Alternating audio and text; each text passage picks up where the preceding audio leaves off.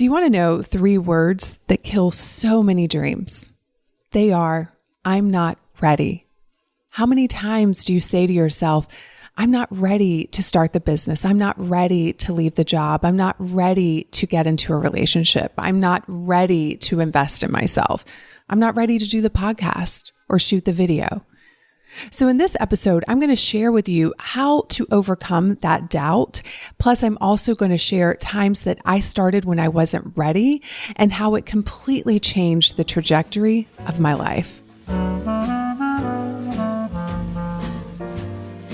Bonjour, and welcome to the French Kiss Life podcast, where personal development meets style. I'm Tanya Lee, certified master life coach and the hostess of this party, where we explore how to live artfully and well.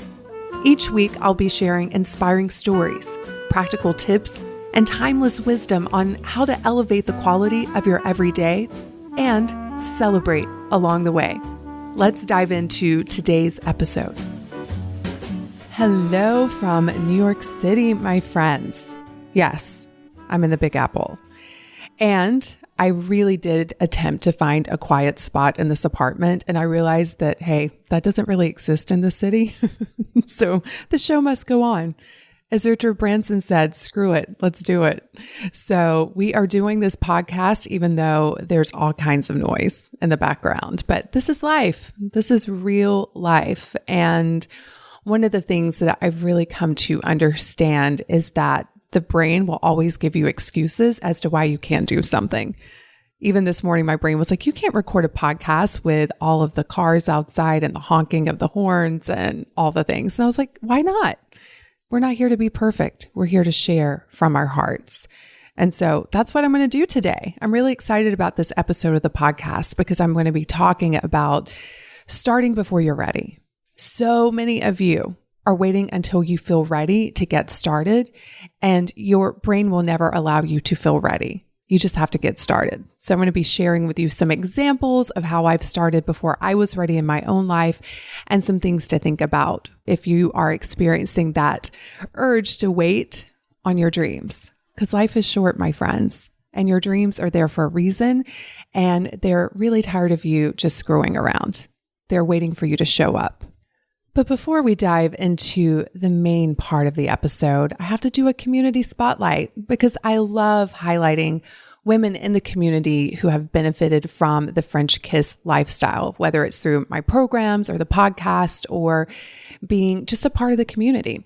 So today's community spotlight is on Denny Moreau. She left a 5-star iTunes review, and this is what she said. Finally, the tools to become your own best friend. Everywhere we turn today, we are told that the secret to happiness is you have to love yourself. I walk through my life thinking it makes sense, but how do I really achieve that? Just thinking positive thoughts was not getting me there. Tanya, her courses, and her podcasts taught me. I no longer have the negative self-talk playing over and over in my head. I have a kind and gentle voice that encourages me to do all the things I have wanted to achieve throughout my day and in my life for the years to come. I finally understand how to be my own greatest friend. If this has eluded you as it had me, you have to add Tanya's FKL community to your life. It is elegant and fun and one of the most special gifts I have given myself. Denny, thank you so much. Life is so much more fun when you are your own best friend. We have to be with us all of the time. This is the one relationship that we will have for the rest of our lives. And yet we put very little effort into it. We just let our brain go crazy telling us that we're terrible people and we're not enough. And we have to live with that day after day unless you really do make the decision, I'm going to learn to be my own best friend. And when you do, crazy fun things begin to happen. You stop waiting for your dreams. You start showing up. You start feeling better because the voice in your head is so much more kind and encouraging. So if any of you struggle with this, you know this is an area of your life that if you were to really focus on changing and learning to become your own best friend, I have many, many podcasts on this topic, but one that I would recommend is called Is Your Self-Opinion Holding You Back? And I walk through how you can really begin to change your beliefs about yourself. That's in episode 111. So if you go to FrenchKissLife.com/111, you will definitely get some good tips on how to love yourself more. So Denny, thank you so much for that 5-star review on iTunes. I really, really appreciate it when you all take the time to leave a review because unfortunately, we do live in a world that looks at numbers and stats. So I guess when iTunes sees that I'm getting reviews, they're more likely to put it in front of other people that would potentially enjoy the podcast. So if you have not left me a review and you enjoy the podcast, I would greatly appreciate it. You can actually head to FrenchKissLife.com/iTunes and we walk you through how to leave a review. And hey, maybe you will be featured on an upcoming episode.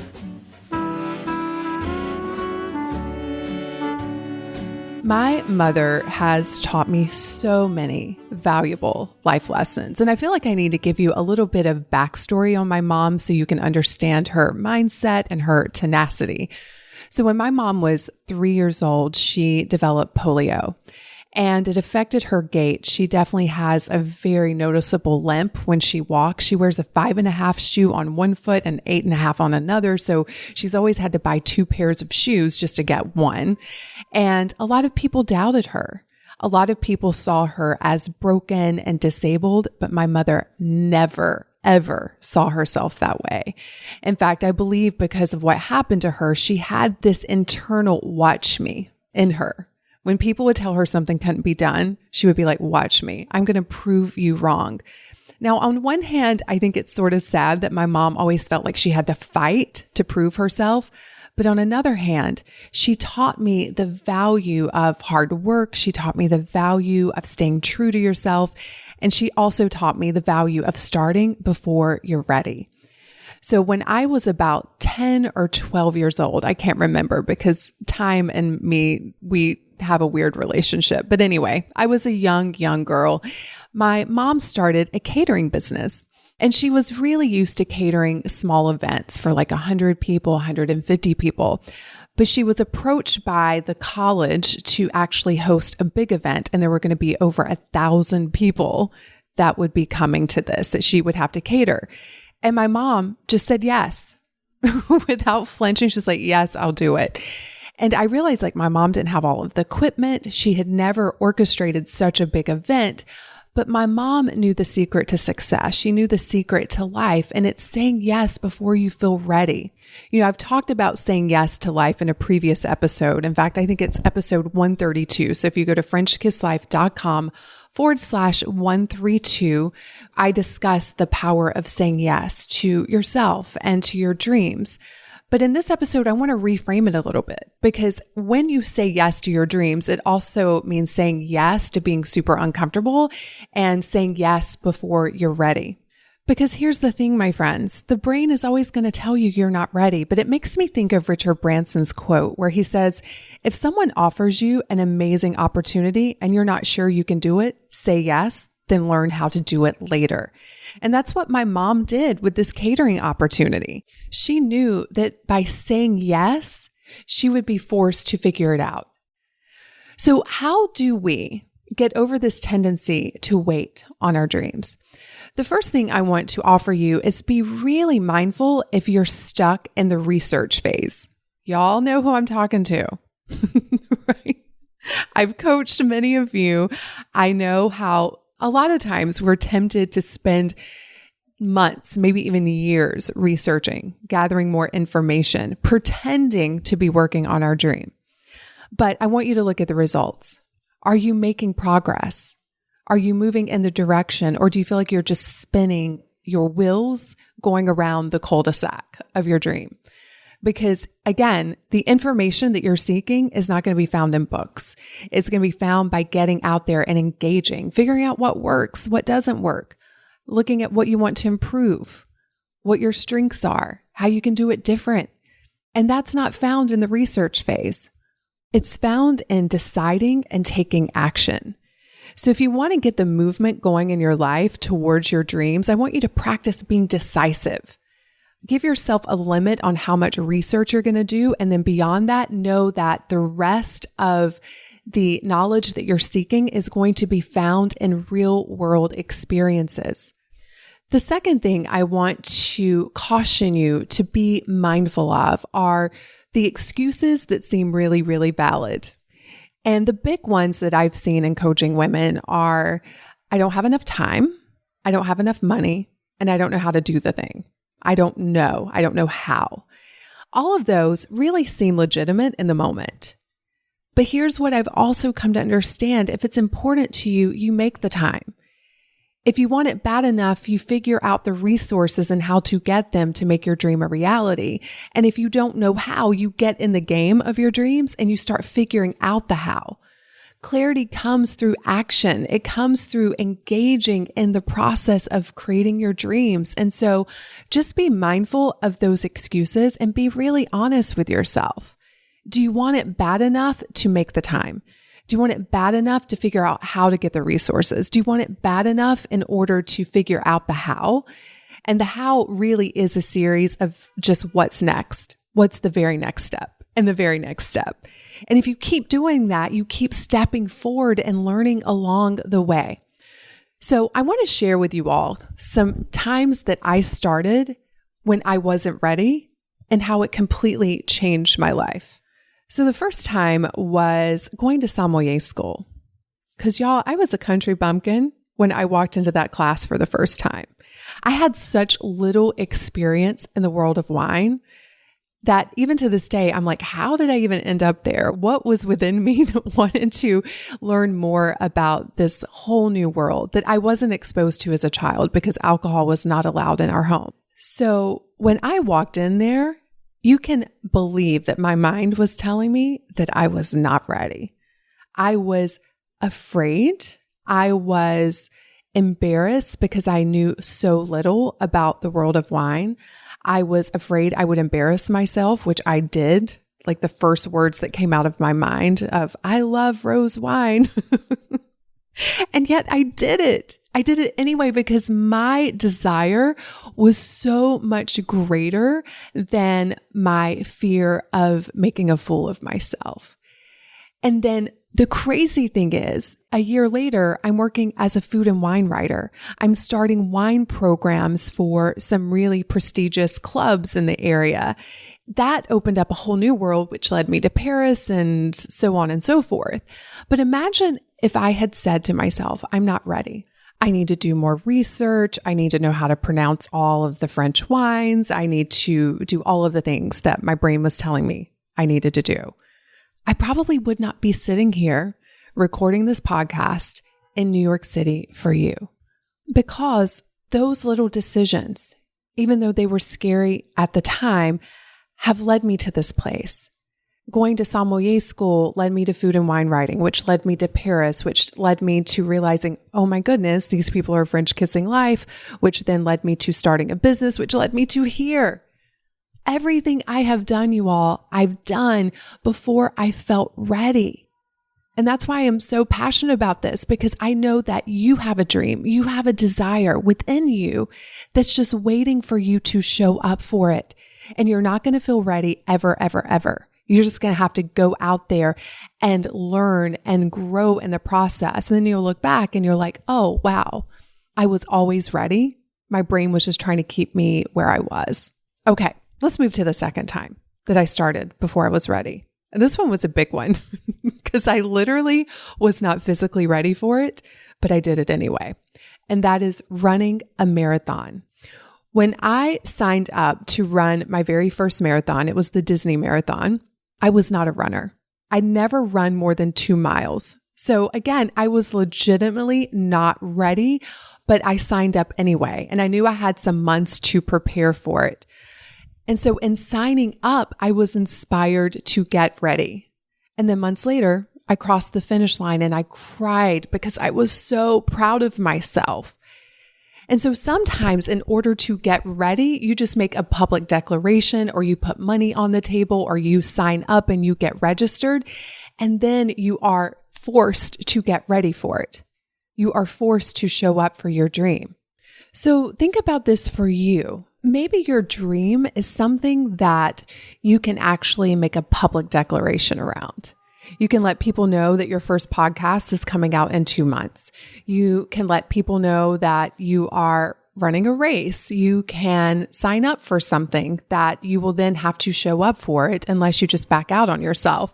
But that's another little tip that I've learned has been very useful for me is to actually declare it. And you can declare it publicly. You can declare it by registering for something, but declare your dreams and know that you're not going to feel ready when you do it. But by declaring them, you will then begin to put the energy and effort into realizing whatever that dream is for you. Okay, let's talk about the third time that I started before I was ready. And that was starting my business. And in order to do that, I made the decision to leave nursing. And let me tell you, my brain was telling me, you're definitely not ready for this, Tanya. You don't have a business degree. You don't know how to read a P&L statement. You don't know anything about managing a team. And you certainly don't know how to go out there and make money because I was so used to just getting my paycheck. So you all trust me when I tell you this.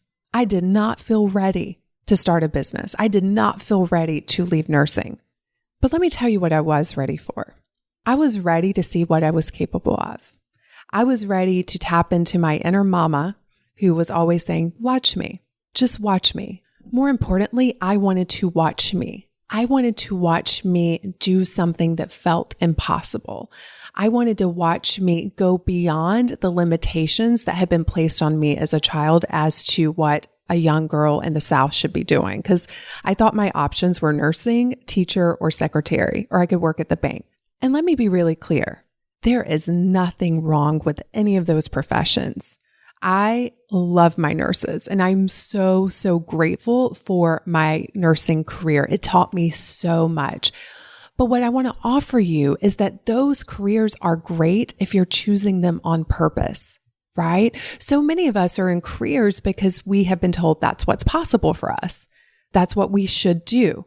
I work with a lot of attorneys and doctors who are like, yeah, I went into this because my parents told me I should. And now I'm miserable. And we're miserable because it's not aligned with our soul's calling. And so I wanted to live in alignment. And so I started to figure it out. I started my business. And what I can tell you is, I think one of the key secrets to my success is that I took quick action. I did everything before I felt ready. So the way that looked for me is that even before I finished my certification program, I had my website up and running. And then I started to promote my business. I started to promote my coaching. I started to create programs. I just would put them out there. Now, granted, they were not flocking to take them, but I just kept showing up. And in the meantime, I watched so many of the people that were in my same class get stuck in that research phase.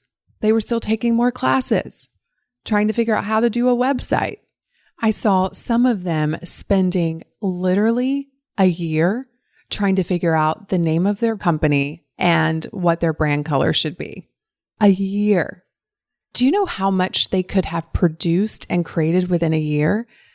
And yet they were stuck because they didn't feel ready. And so because they didn't feel ready and they listened to that part of their brain, they didn't go out there and take the action that would get them ready.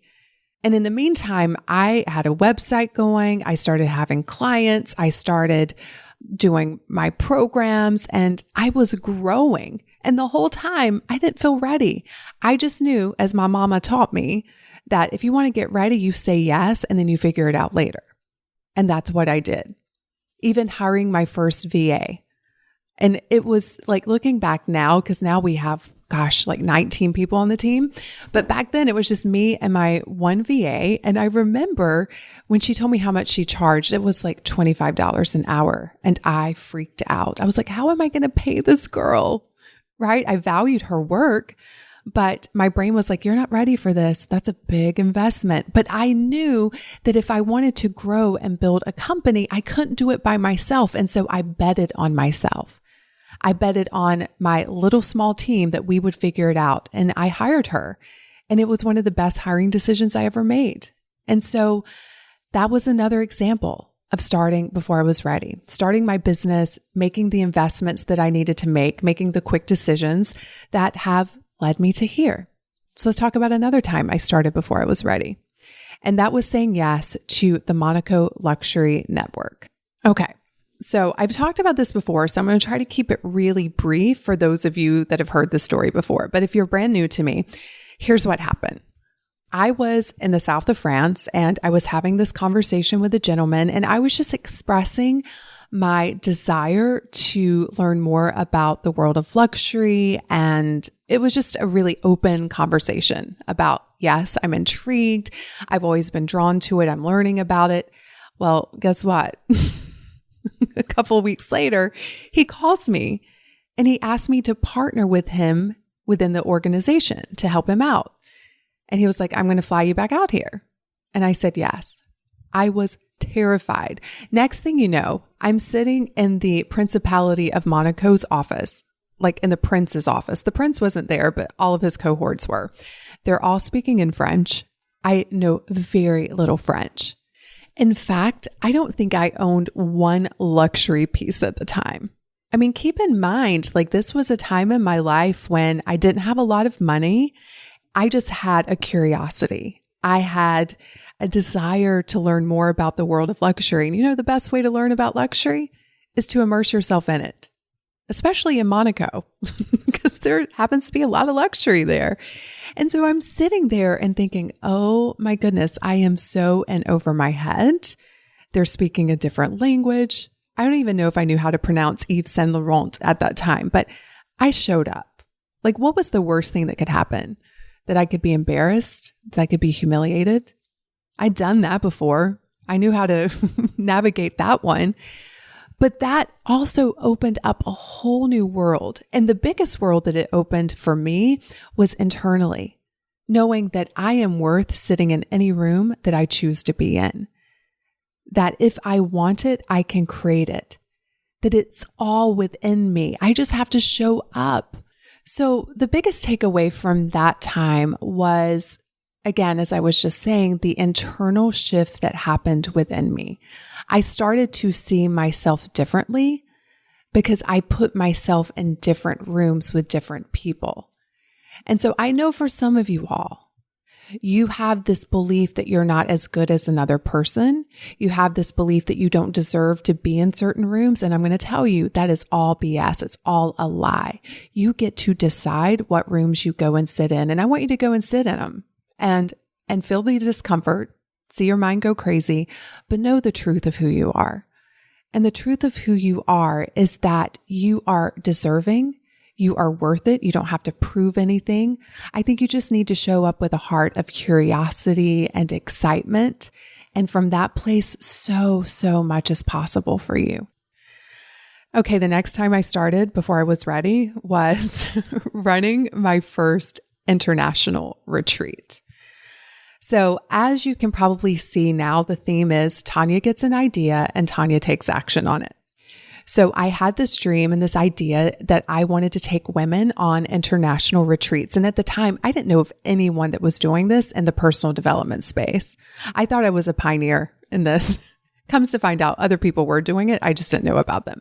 So I wanted to take women to France. And I'm going to be really honest with you. I did not know what I was doing and I did not feel ready for it. All I had was this burning desire and a destination. So with those two things, I just jumped in. I announced it. I had women who signed up. It was actually part of a mastermind. So we met in Aspen and Charleston, and then our final stop was Monaco. I did not have an event planner. I didn't even know that I was supposed to have one. I just thought I was supposed to do all the things. And I planned it. Now, I will tell you, it was not my best retreat. Did we have an amazing time? Yes. Was it full of laughter? Yes. But it was not my best retreat. But you know what? I needed to do that. I needed to experience it in order to get to the place that I am now, where I lead world-class retreats. And it's because I was willing to start before I was ready. I was willing to do it and figure out what works and what doesn't work, all with the intention of creating an amazing experience, but knowing that every time I do these retreats, I'm just going to get better and better and better. Like some of you all are wanting to write a New York Times bestseller right out of the gate. Some of you are wanting to create that smashing hit without ever having done it before. But the truth of it is we learn by doing.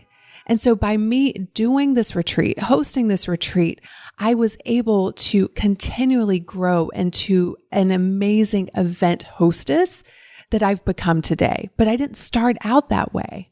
Trust me when I tell you this, there were a lot of bloopers and mistakes along the way, but we also had a blast. But because I was willing to start before I felt ready, I'm now someone who has sold out retreats year after year. And again, like I said, they are world class. They are so well planned, so well thought out. The experience is really dialed in. But I didn't start out that way. I started out with my little baby retreat in Monaco, with just me and me trying to figure it out, and an incredible group of women who I'm still dear friends with to this day. But I think a lot of times we see where people are and we compare our lives to where they are, and we don't see all of the things that they did along the way to get there, and how afraid they were, and how many mistakes they had, and how many times they failed. And so I just want to be really transparent with you all. Like, you all may see me, the Tanya of today, but I want you to also see my journey that's gotten me to this place, because to me, that's like the best part, who I've had to become in the process. And just know that every time I did these things that were new and seemed really big, I did not feel ready. I never felt ready, but I did it anyway. So let's talk about the last thing. I have so many examples of this, but I'm trying to keep it condensed for the podcast. But the last one is more recent, and it's writing a book. I recently announced that my book is being written this year. It's written in my heart. It's written on paper in terms of an outline, and I'm in the process of writing. And I will tell you all, I am really scared. I have a lot of doubt. My mind is telling me, you're not ready. You should go to a writing workshop, Tanya. That's the answer. You should hire someone. That's the answer, right? And so my brain is constantly telling me I'm not ready. But I know that little trick. And I know that trick never works. It never produces the result that we're looking for. And so I announced that I'm writing this book this year. I even created a digital experience where some of you are coming along on the journey of me writing this book. So you're getting classes, plus you're going to get the book at the end of the year. And I don't feel ready. And yet I know deep down the truth, I actually am ready. This book has been a long time in the making, and I am ready to write it. But I want you to be clear in understanding that I'm very uncomfortable. And yes, I don't feel ready, but I'm doing it anyway. And just like all of these other examples that I've given you, I know that the result of doing this book, if nothing else, it's going to grow me in an incredible way. And at its very best, it's going to touch the lives of millions of women, which is my hope and my intention and my goal. So just like signing up for the marathon, I made a public announcement. Like, this book is going to be done in a year. Just like my mom saying yes to the catering event of over 1,000 people, say yes and then figure out how. And I will tell you, to me, this is what it means to play in life. This is what it means to French kiss life. This is what it means to get onto the playground of life and really play with your dreams. Show up for them. Think about us as kids on a playground. There was that first moment of going out onto the playground and seeing all of the equipment and not feeling ready. Like, we didn't know how to do monkey bars, right? We didn't know how to swing. We didn't know how to do any of those things, but our desire to play was so immense that we were willing to get up on the monkey bars and fall down and get back up again because it was fun. Life is so much more fun when you're playing, when you're on the playground versus sitting on the sidelines watching everyone else play. And you're never going to feel ready to play, but your heart knows the truth of who you are. The heart knows that you were born ready for this. And so all you have to do is say yes to it and then get out there and start playing and figuring it out. You're going to fall, you're going to fail, you're going to make mistakes. That is all part of the process, my friends. but that is how we learn. That is how we get better. You have to be willing to start before you are ready. So I want you to think about something that you've been wanting to do, but you haven't felt ready. What if you just said yes to it? What if you know that the secret, the answers that you're looking for, are all found when you get on the playground of life and you just get started?